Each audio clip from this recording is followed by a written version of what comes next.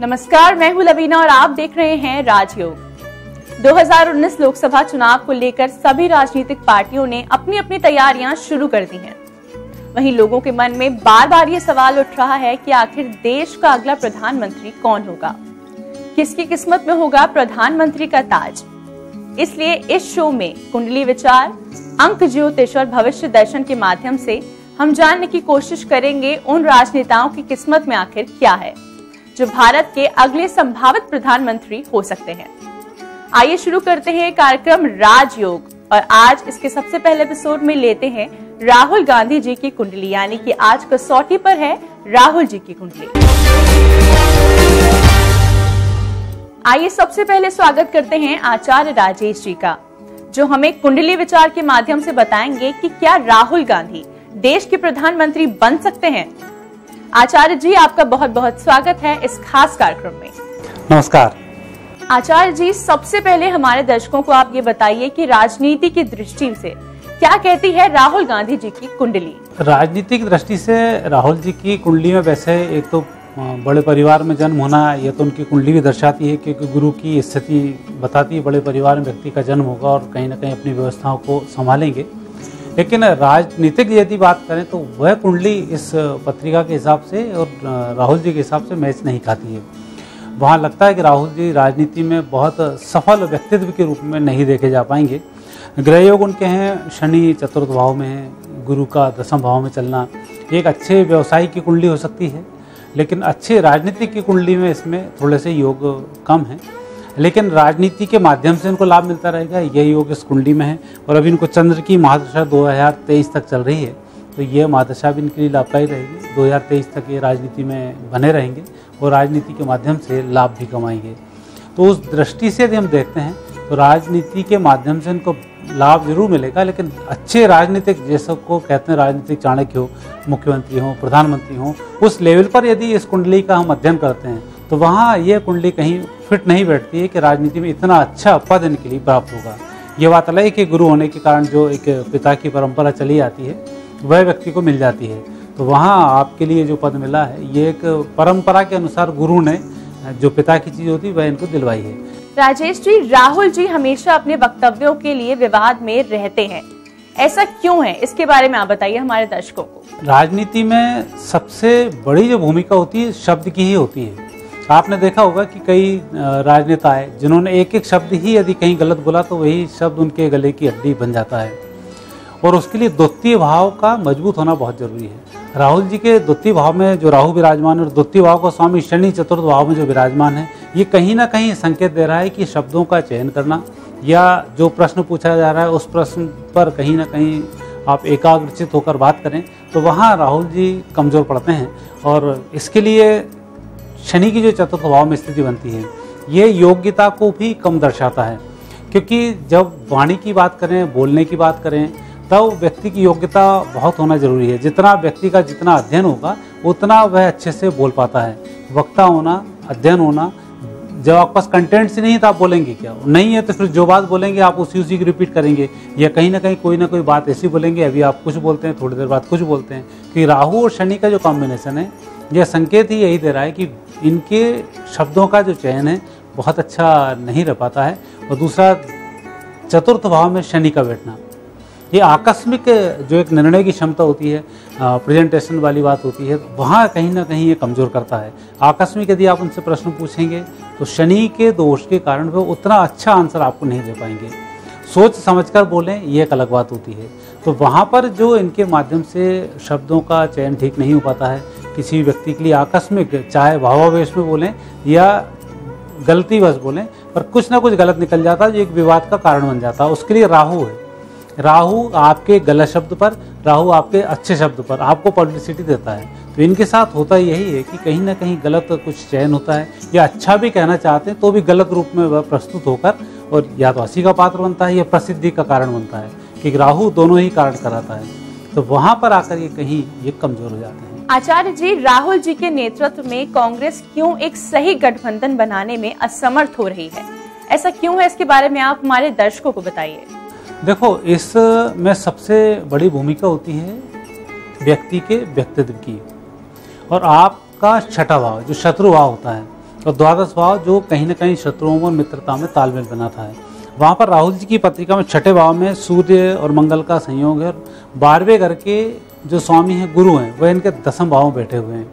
तो यह एक संकेत है कि इसमें जो सिपाही सलाहकार होते हैं, गुरु यदि आपका अच्छा होगा तो आपको सलाहकार बहुत अच्छे मिल जाते हैं और कॉम्बिनेशन उनका बहुत अच्छा होता है। होता विपरीत है कि जब सूर्य और मंगल की जो स्थिति बनती है, ये स्थिति अच्छे सलाहकारों से ऐसे व्यक्ति को दूर रखती है और गलत सलाहकार इनसे जुड़कर चापलूसी कर आगे बनते हैं। और जो सलाहकार गलत होता है ये कहीं ना कहीं कॉम्बिनेशन बनाने में कमज़ोर पड़ जाता है। तो वहाँ इनके लिए सबसे दोष वाली जो बात आती है सूर्य की और मंगल की।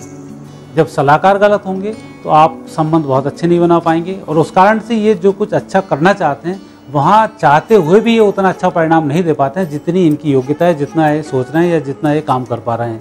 तो वहाँ इस मामले में सलाहकार इनको मजबूत रखने चाहिए ताकि सूर्य का मंगल का दोष समाप्त हो। चापलूसों से इन्हें दूर रहना चाहिए, क्योंकि गुरु चापलूसी से दूर रहकर ही फायदा पहुँचाता है, तब जाकर कहीं ये संबंध बनाने में मजबूत हो पाएंगे। अन्यथा ये स्थिति रहेगी कि एक व्यक्ति को जोड़ेंगे, दो व्यक्ति इनसे बाहर होंगे। तो ये कॉम्बिनेशन थोड़ा सा ग्रहों का विपरीत अनबैलेंस होने के कारण ये विपरीत परिस्थिति का सामना इन्हें करना पड़ता है। राजेश जी, प्रियंका जी की एंट्री से राहुल जी की राजनीति में क्या परिवर्तन आ सकते हैं? प्रियंका जी के आने से राहुल जी को फायदा होगा। वैसे राजनीति का जो गेम है, यदि हम इसको सदियों से देखें तो जब जब दो कॉम्बिनेशन अच्छे बनते हैं तब तब व्यक्ति की तरक्की अच्छी होती है। जैसा आपने पहले अभी भारत की राजनीति में ही लें, जवाहरलाल नेहरू जी थे, लौह पुरुष थे, जब ये साथ साथ दोनों जुड़े थे तरक्की बहुत अच्छी हुई। फिर अलग अलग हुए तो बहुत ज़्यादा तरक्की नहीं हो पाई। उसके बाद चंद्रशेखर जी के टाइम भी स्थिति बहुत अच्छी थी, नरसिम्हा राव जी के टाइम पर भी हमारे मनमोहन सिंह जी उनके साथ में थे, तो एक कॉम्बिनेशन बना हुआ था। आज हम नरेंद्र भाई मोदी जी के साथ में भी आज अमित जी जुड़े हुए हैं। तो उस तरह से राहुल जी के साथ जब प्रियंका जुड़ेंगी तो कुछ ना कुछ एक अच्छा होगा और निश्चित रूप से एक अच्छी भूमिका में आएंगे और दोनों मिलकर जो काम करना शुरू करेंगे। तो अभी 2 साल से जो कमज़ोर चल रहे थे उस कमजोरी में इनको फ़ायदा प्रियंका जी का अवश्य मिलेगा। तो कुल मिलाकर सहायता की यदि बात करें तो प्रियंका जी के आने से जितना नुकसान होना था उतना नुकसान नहीं होगा और कहीं ना कहीं उभर कर बाहर जरूर आएंगे। आचार्य जी, क्या प्रियंका जी आगे चलकर यानी कि भविष्य में राहुल जी के वर्तमान पद को संभालेंगी? ऐसा कोई योग आपको बनता नजर आ रहा है? इसमें तो अभी वर्तमान की जो स्थिति इन दोनों की कुंडलियों का अध्ययन करते हैं, उस अध्ययन के अंतर्गत राहुल जी परफेक्ट राजनीतिक नहीं है, और जबकि प्रियंका जी की कुंडली का अध्ययन करते हैं तो ये एक राजनीति की ओर झुकाव वाली और राजनीति में लाभ दिलाने वाली इनकी कुंडली है।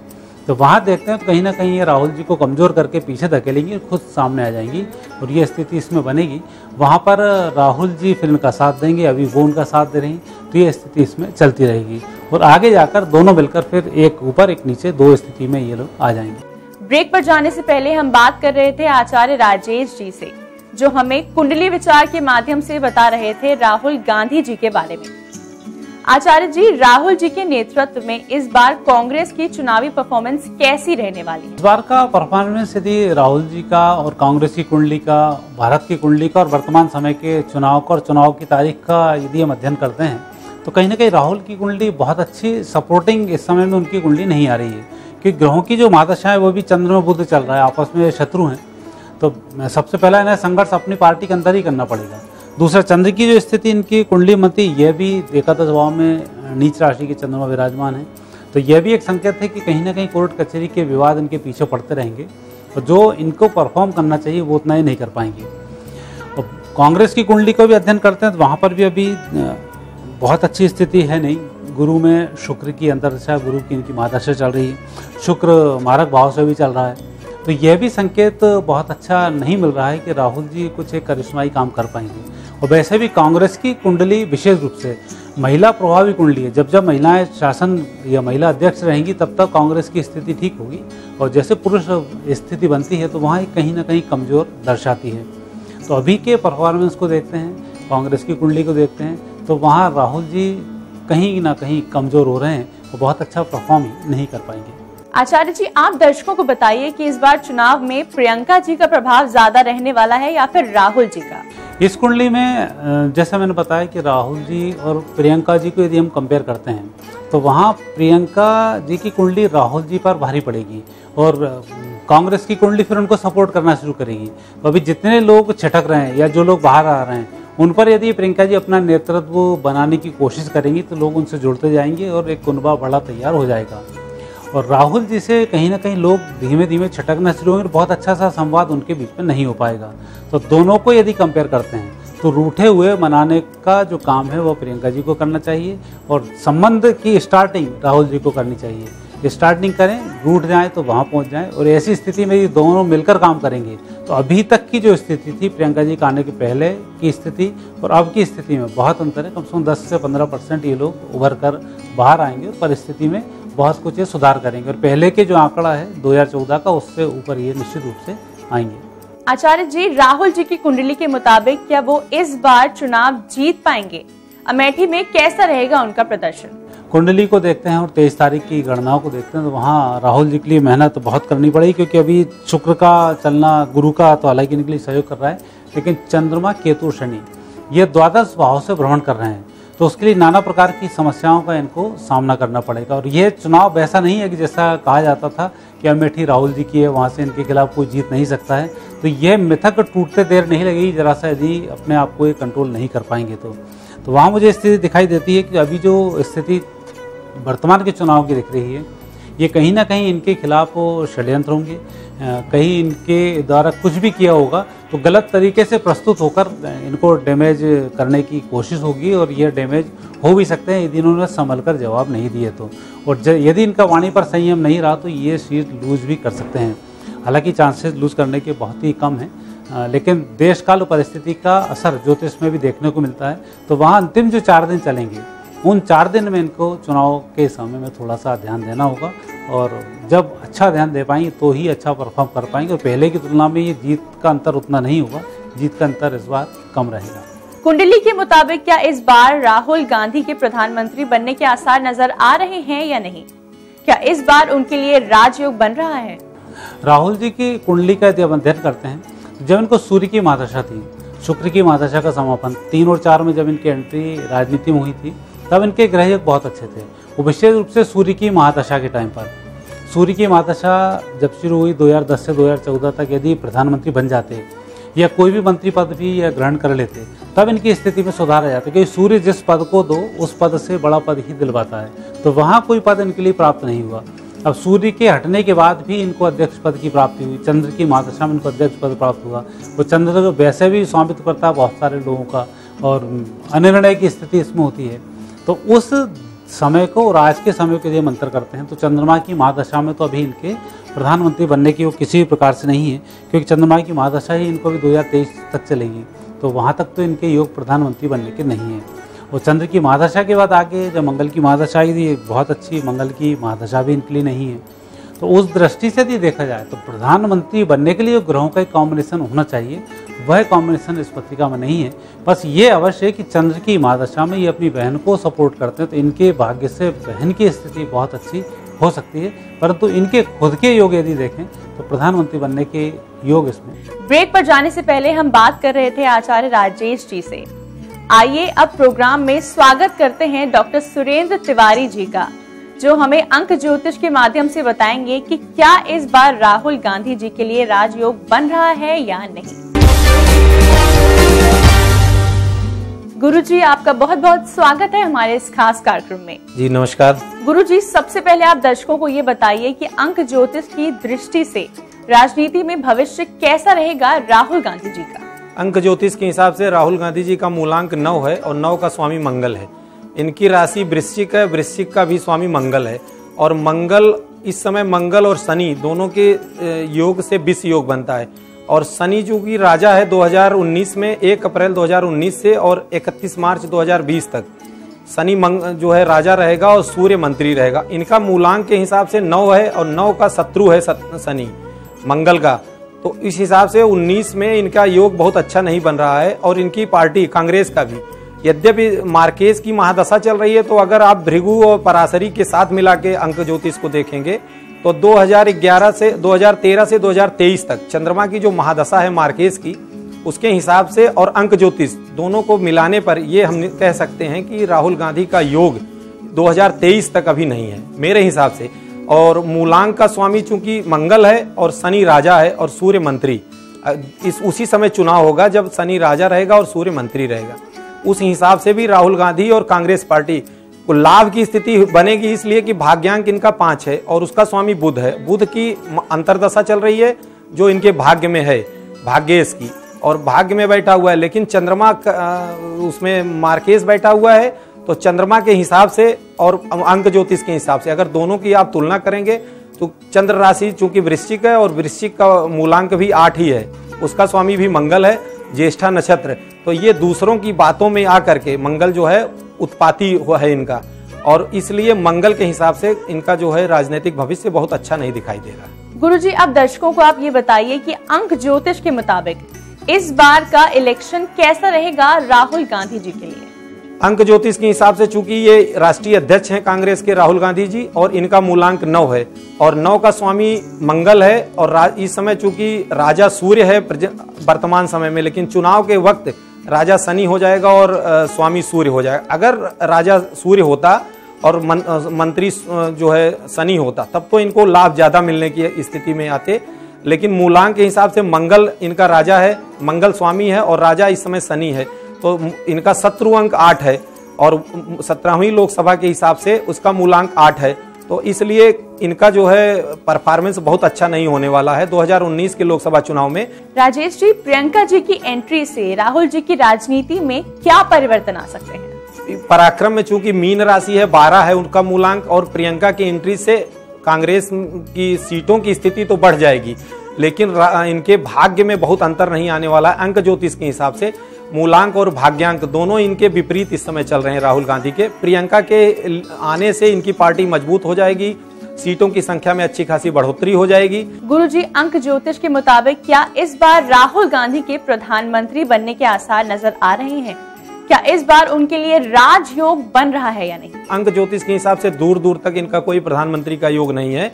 यद्यपि भाग्येश की महादशा अंतर्दशा चल रही है बुध की, और भाग्येश चूंकि इनका भाग्य अंक 5 है, उस हिसाब से थोड़ी बहुत स्थितियां बनेगी, लेकिन वो भी बहुत न्यून है।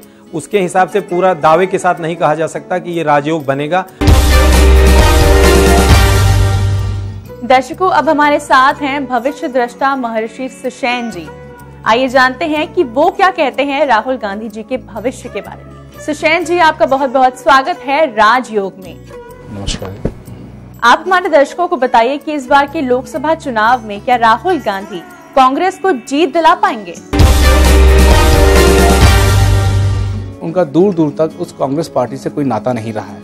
उनका जो भी एजुकेशन है, जो भी शिक्षा है, वो सब इनके विदेशों में हुई है, और उनकी भारतीय संस्कृति वो पूरी भली भांति पूरी तरीके से परिपक्व भी नहीं ना उनको वो जानते हैं, और अपने भारतवर्ष की जनता से भी वो रूबरू सही से नहीं हुए हैं, और अचानक वो आके भारतवर्ष में राजनीति के परिवेश में उन्होंने चीज़ों में प्रवेश किया।